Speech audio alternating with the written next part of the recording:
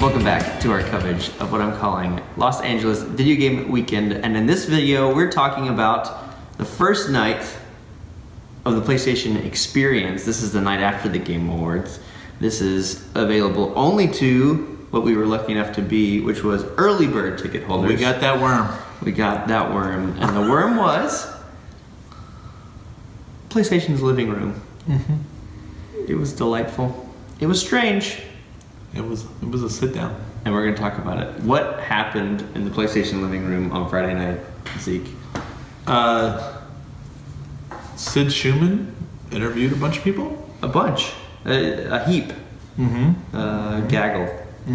A lot of, yeah. So it was really cool. So in the past, Sony has started the PlayStation Experience with a E3-esque press conference. A little more personal, though, I would say. Yeah, but very much in that same vein, but on a lower scale. Right. They started with the press conference and then brought it down a little bit. This was a big old course correction. Maybe not correction, but this was a big old. I'd say course correction. Yeah. So to let everybody know what we're talking about, PlayStation at this past E3 basically did a sizzle reel of trailers, and that was it. Their president of the first party studios, Sean Layden, came out and he introduced everybody, or welcomed everybody there, introduced them to what was going to happen.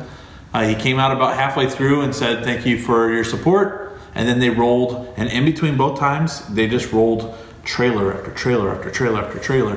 And a lot of people complained about that because they were like, well, what's the point of coming to a press conference if all we're going to do is just see trailers? We could just sit at home and watch trailers on our computer, you know? Yeah, in HD. Yep. Computers are good these days. Yep. So I really feel like this was kind of a rubber banding effect, you know, like a serious, like you said, course correction where they said, oh, well, you just did nothing but trailers. So this one was like, well, then we're just going to do the exact opposite since you complained so much about that. And they did a few trailers, a few announcements, a few releases, but really it was a whole lot more talking and a whole lot more talking to the people who developed the games, which is something that I don't think that I didn't mind it. I actually enjoyed it. It was really cool. It was actually pretty loose as well. Like people were screaming from the audience and giving them suggestions. Oh, that goose was loose. It was loosey-goosey. Yeah. So yeah, it was cool. So it started with Sean Layden and Sid Schumann. Sid being one of the PlayStation guys. He is the head of PlayStation blog, the PlayStation's basically. He's the president of the PR wing, we'll say. Ryan Seacrest of PlayStation. Yeah, exactly. Sid Schumann, he's a very verbose person. He's a big personality. If you've ever listened to the PlayStation blogcast. And he came out and he interviewed Sean Layden, who we said already is the president of basically PlayStation's games. And they just kind of like sat down and had a talk about what was going on. It was very...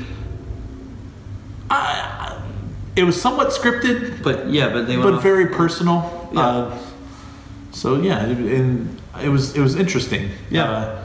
So the first person they brought out on the couch was one of the head honchos at Guerrilla Games, and they talked about the success of Horizon Zero Dawn. Right. Which has been a game that I've enjoyed this year. It's really cool, and it just came out with some DLC, The Frozen Wilds. Right. They gave some numbers, talked about the success of the game, and really just talked to the guy who was responsible for the game, you know, about the game. And it was, once again, very personal. I liked it. I enjoyed it. Yeah. They also brought out one of the creative director for the new God of War game. They brought out Cory Balrog. I'm going to call him a Balrog.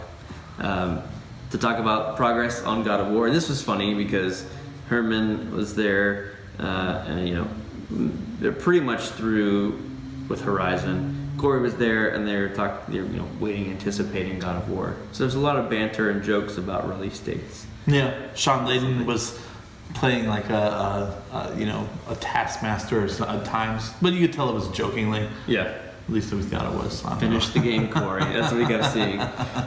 He kept saying, finish the game, Corey. Right. And as more and more developers came out, they pushed Sean farther and farther down, and he kept talking about being pushed down. It was really fun. Yeah, every time a new person would come out, they'd sit right next to Sid Schumann, and they had, like 3 or 4 couches out there. Yeah, they called it the IKEA showroom at one point. And they had several chairs set up, and all just in a row, and just people would come out, and someone would come out, very much like the Tonight Show or something like that. A guest would come out, and the person would slide down the couch, and they'd slide down the couch, and so on and so forth. Yeah, so he talked a little bit about God of War and where it's at, talked about the length of the campaign, said it was going to be about like a 25-30 hour campaign. Which, for a hack and slash, that's pretty lengthy. Yeah, well, I kind of get the feeling this is going to be a little more RPG-like. Yeah. A little more grindy.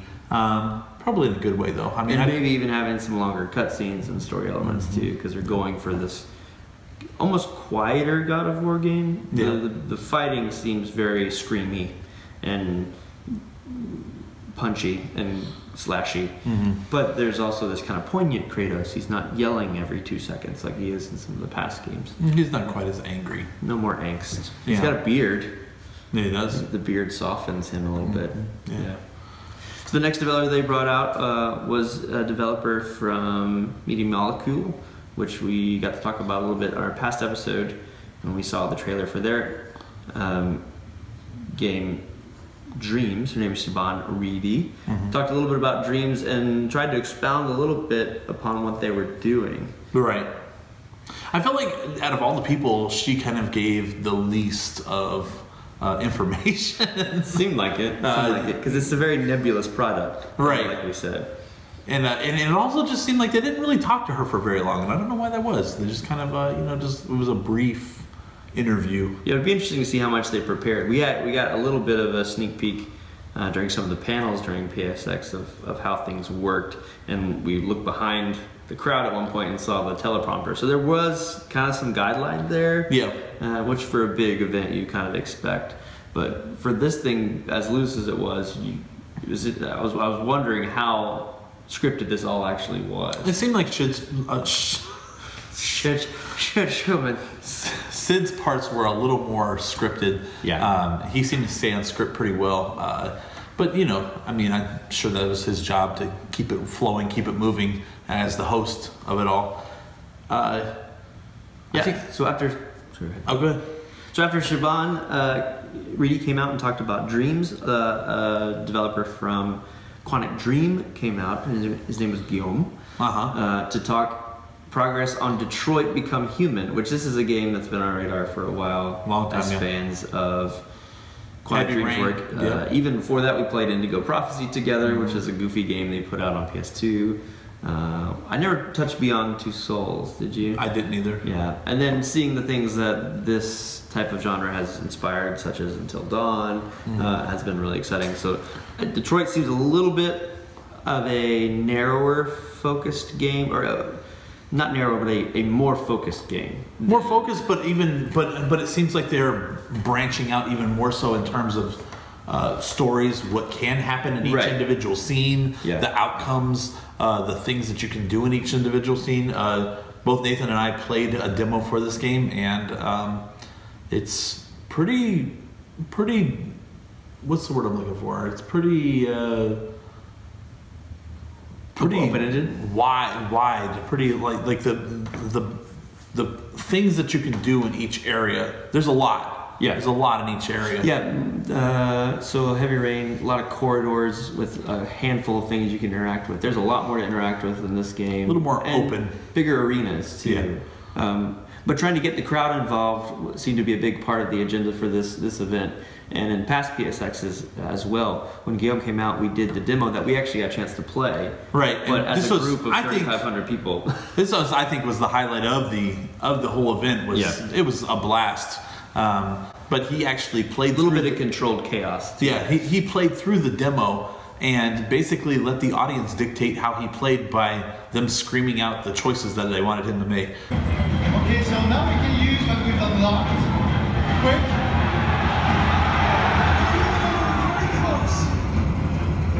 She betrayed you, but she's done nothing wrong. She lied to me. The audience was very adamant about him saving a fish that was flopping around on the ground. They were also quite bloodthirsty in wanting him to pick up a gun to use against the antagonist in the scene. A robot. So it was a blast being there in person. It was cool. And just hearing people scream out stuff. It was very, very raucous, very very loud, and I enjoyed that a lot. It was probably the best part of the conference for me. Yeah. Somewhat after this, we got to see a tribute to Andy House, who's been a PlayStation employee since the beginning, really, 1996 or was it 4? He's actually the president of PlayStation right now. Yeah. But stepping down to pursue other things, there was a tribute to him at the Game Awards as well. Yep. So some similar stuff crossing between these two nights. But it was cool to see the company that he worked for in PlayStation being at a PlayStation event and seeming to be a little more emotional, a little more intimate. Yeah. And Andy's had and he even came out, you know, I've always seen him in a suit and tie. Yep. And he came out in a t-shirt and jeans, and it was a little more, it was kind of different to see him dressed down that much, and I think I enjoyed that, you know. And he came out and they talked to him and had talked to him about him stepping down, his future plans, and then shortly after that they had Hideo Kojima come out, who's been a longtime friend of Andy's. It seems like they've known each other for a really long time. And they actually talked about their friendship and talked about the First relationship that they built. Yeah, which was cool. Yeah, that was. There's a little bit of the "this is your life" feeling to that. It seemed like they were trying to surprise him, but. I thought that was awesome seeing Andy House as a person, you know, because he, as a president, a lot of times you see people only being official, only saying things officially, and like I said, wearing a suit and tie, doing press events, only giving interviews that are somewhat scripted. Feeding you kind of corporate responses. Right, exactly. And so this was cool. You know, it was him talking about his experience and his friendship with Hideo Kojima. Yeah. And you know, you could tell that they both are pretty good friends. They talked about how whenever Hideo Kojima lost his job with his previous company and he decided to start a new game, that he knew that he could go to PlayStation with the relationship that he'd built there and the relationship he had with Andy House. And almost no questions asked. Yeah, no questions asked. Just said, sure, do what you want. We're 100% behind you. And that just was cool to see behind the scenes of that kind of stuff. Yeah, really cool, and part of why the phrase PlayStation Living Room kind of fits even more. Right. The fact that they were kind of letting you know some family business. And then they showed that wackiness that was the Death Stranding trailer again. The same one that they showed at the Game Awards. And yeah, that was a little strange. We got the exact same trailer 2 nights in a row. I think it made sense, but it was definitely... it was interesting, you know, because I think that if it was me, I probably wouldn't have watched both of them. And so, you know, I don't know. I didn't really have that big of an issue. I guess it was different for us being there, but sure. It definitely was... it didn't make any more sense this time. Yeah. So, a lot of these interactions, once Andy House and Hideo Kojima come out, facilitated by Mark Cerny. Right. Architect for the PS4 and the PS4 Pro. I thought that was interesting. They had Mark Cerny come out with Andy House, and they basically had him take over for Sid. I keep wanting to say Sid Schumann and say his first and last name at the same time. Say Shid. That doesn't make sense. Shid Schumann. For Sid, and take over the interviewing. Yeah. So he actually asked the questions to Andy House and to Hideo Kojima, who spoke through an interpreter. I feel like he's getting a lot better at English, but you know, I guess he's just not quite there. Yeah. But yeah, it's always a layer of fun added when an interpreter's there. Yeah, but I also noticed that it seemed like the interpreter was a little more casual too than we watched some of the other things, and like we said, we saw the behind the scenes, and you look behind you and they would have the teleprompter would read in Japanese whatever the person was supposed to say, and then the translator wasn't actually translating because they were just reading the teleprompter for what their translation was supposed to be. Supposed to be, right? And I felt like this one seemed a little more natural, you know? Yeah, it did. And the funny moments where you assume people went off script, one of them being when Hideo Kojima just gave more of an elaborate story about Andy. Mark Cerny had to ask the same question twice. Yeah. So how'd Death Stranding come about? Well, here's more about Andy. Okay, so where'd Death Stranding come from? Which is just funny. And you can see the human side, again, of these folks, like Zeke's been saying. Right. In between some of these conversations and these interactions, they had a few trailers. They had some game announcements. Right. We saw a little bit more of Monster Hunter World, which is a game that everyone's known is coming. But it seemed like you saw more of like the storyline. Yeah, there definitely were like character interactions, a lot more dialogue in this. Yeah. Have you ever played a Monster Hunter game? I have. I haven't touched one. I played Freedom Unite on the PSP. It was, I think it's the second game. Okay. And did not enjoy it. Yeah. Maybe not our cup of tea, but it could be yours. So it's cool to see more of that. One neat thing that they did, since this is a Capcom game, they of course can do some cross-pollination with their franchises. So Mega Man is actually a sidekick that you can have in Monster Hunter. And not just any Mega Man, a super 8-bit polygonal Mega Man. In this beautiful rendered 3D world, there's also an 8-bit character. Man, that game does look good though. It looks really good. We didn't get a chance to play it at PSX, but we did get the collectible card because we spent way too much time trying to find those things. Yeah. Which is all my fault. I get a little obsessive about that stuff. But the demos look cool. The giant dragon that they had on the show floor looked cool. Yep. You'll hopefully be able to see some of that in our show floor footage in the next episode. They also reiterated the announcement of Soul Calibur 6, which we saw at the Game Awards, so it wasn't a huge surprise that people seem to be really excited about this. Again, a fighting game that's been around for a long time. Right. We also got a lot of talk about VR. Yeah. VR being kind of the latest platform. I mean, they're treating it as a new console, and Sony said time and time again that to them this is a new console. They're treating it as if, you know, PlayStation 4.5 has come out, and so to them this is a new console, and so it's their newest console. It's the thing that they're hyping the most, and they were doing that a lot on the show floor and at this conference. Yeah, a good chunk of the floor dedicated to VR. Right. Probably maybe even a fourth of it. I would say if you looked at the quadrants that they had. But we got to see a trailer for this game called Firewall 0 Hour. Right, looked awesome. Awesome. It looks Rainbow Six Siege. Very looks like a Rainbow Six Siege where you had like a team inside of a house and then another team invading the house. But it was all in VR, and you could do things like peek around the corner, which, you know, that's something that first-person shooter people always love to do. But you know, this, I think it's supposed to feel a little more natural. Looks very tactical. It looked like a lot of fun. It really looked like a lot of fun. Yeah. The weekend of quirky trailers, I think. Yeah. Another one being the trailer for Donut County, and I'll say that because I accidentally said country to the developer, and that's embarrassing. But Donut County, how would you describe this thing? This wasn't necessarily a VR experience, but this is something a smaller game coming to the platform. Well, the trailer for the game was hilarious. It was very... Find it online if you can. Very meta, very self-aware. But it was these two raccoons playing the game while they're describing the game while the game is happening to them. Yes. So there's one raccoon who is describing this video game he's playing to another raccoon, and while he's describing the video game, which the video game is that you have this hole in the ground and you move the hole around to suck up objects, and as each object you suck up causes the hole to expand and then get bigger and bigger and bigger, in which case you can suck up even bigger and bigger objects. Yeah, think of like a reverse Katamari. Yeah, almost like Katamari black hole Katamari. And as he's describing this to the other raccoon, this hole is going around the screen and sucking up things around them, the raccoons themselves, and then eventually sucking up the TV that they're actually playing on. Yeah. And so it was a great trailer. And some self-deprecation there too. I think they're commenting on how dumb the game sounds. Yep, exactly, and how dumb the premise is, but. We didn't actually get a chance to play this, but it does look like a lot of fun. It looks great. And I mean, it had a pretty significant line at the PSX for it the whole time. So I'm guessing it was to go hands-on. I'm guessing it was a pretty good demo. Yeah. But back to VR, we got to see a game about space whales.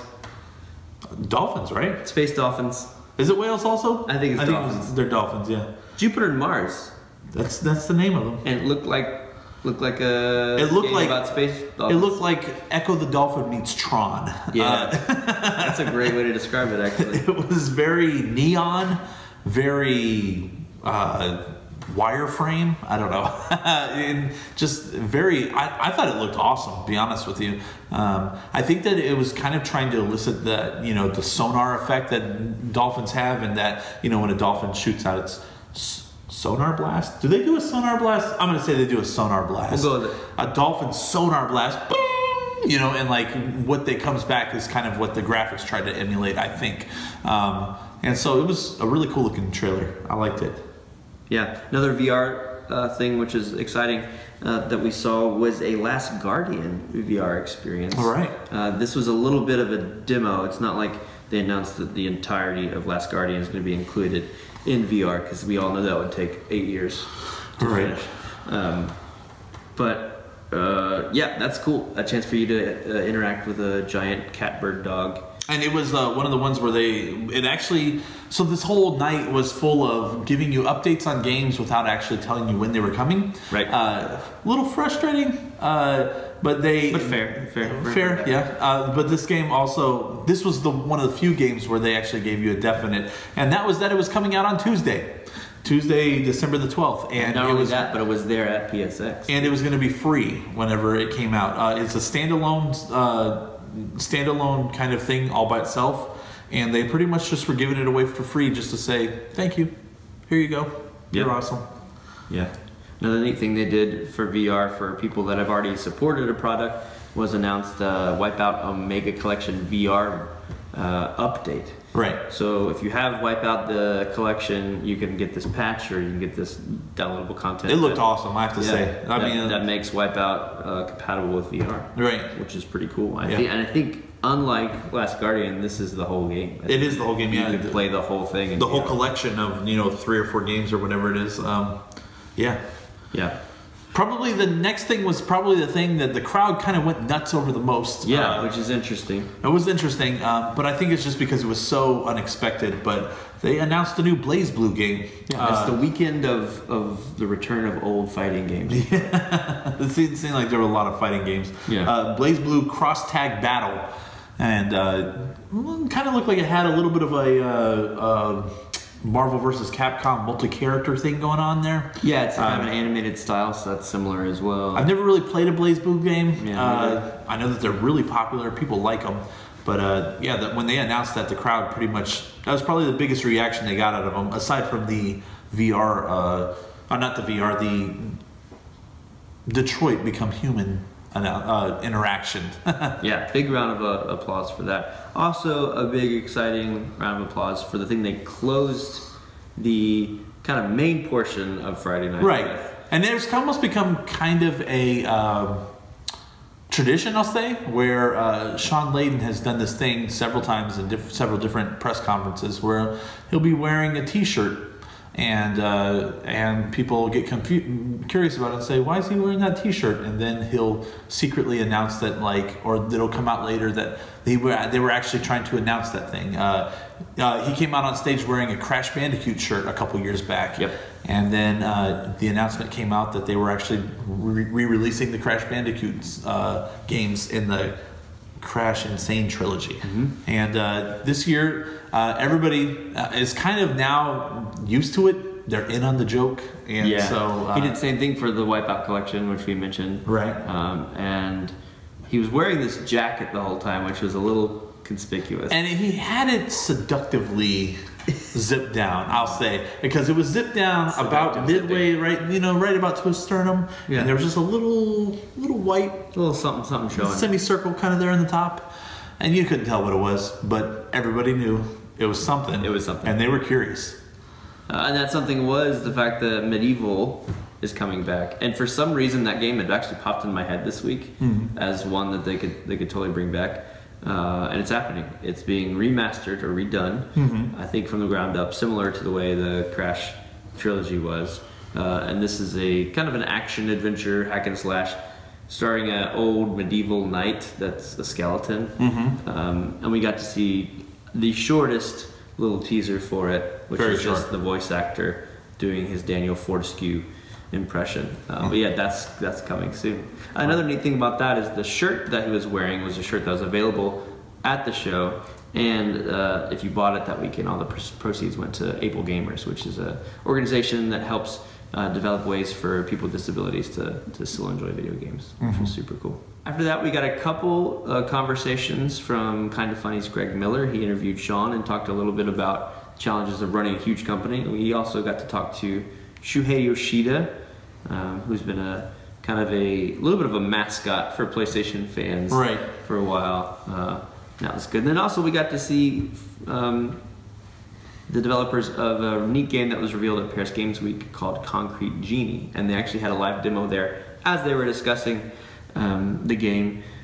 The demo was focused on one portion of the game, which is kind of being a graffiti artist and creating these things that come to life in these monsters that help you out. So that was cool. And they gave away a t-shirt to everybody. They did. And that was nice. We got a little prize for sitting there through the whole family meeting, which was cool. Right. But overall, I thought it was a really neat experience. I was going to say, yeah, to sum it all up, I think that it was definitely a unique experience. I enjoyed it. I really enjoyed it. Yeah. I think that my only issue was that I think that the pacing was a little off. I really feel like it should have been a little more quick paced. I almost felt like, it was a good 3 hours, and I felt like they could have cut about an hour of that off. And I don't know how they could have done it. I'm not saying that they should have rushed the conversations or anything like that, but it just seemed a little too slow moving. I've heard people say that it was boring. I've heard people say that it was just not enjoyable or boring, and I did not think that it was boring at all. That's just not the word I would use. Slow, yeah. I just felt like they could have picked up the pace a little, and it would have been fantastic. Probably my only criticism, really. I mean, yeah, neat that they tried it. Neat that they tried to buck the trend a little bit, and do something new. So it'd be interesting to see how the pendulum swings back at all, if anything. Kind of hoping that they'll find that sweet spot. Yep. Not too many trailers, not too much talking, just kind of somewhere in between. Although, once again, I don't think I really had a problem with the talking. It's just really more of like the pacing of it, I think. Whereas this being like the first time they've done something like this, although the panels at PSX in the past have looked like this, very much so, but those are panels that people who, want to come to something like that would absolutely have come to, not the whole presentation to start off the thing. But you could definitely tell they were leaving more than enough space to let people have their say, which was, again, interesting experiment. So it'll be cool to see where it goes from there. Right. Yeah, those are our thoughts on the opening ceremony of the PlayStation Experience. Those are the things that we're excited about. Tell us in the comments what you're excited about, and we'll see you next time.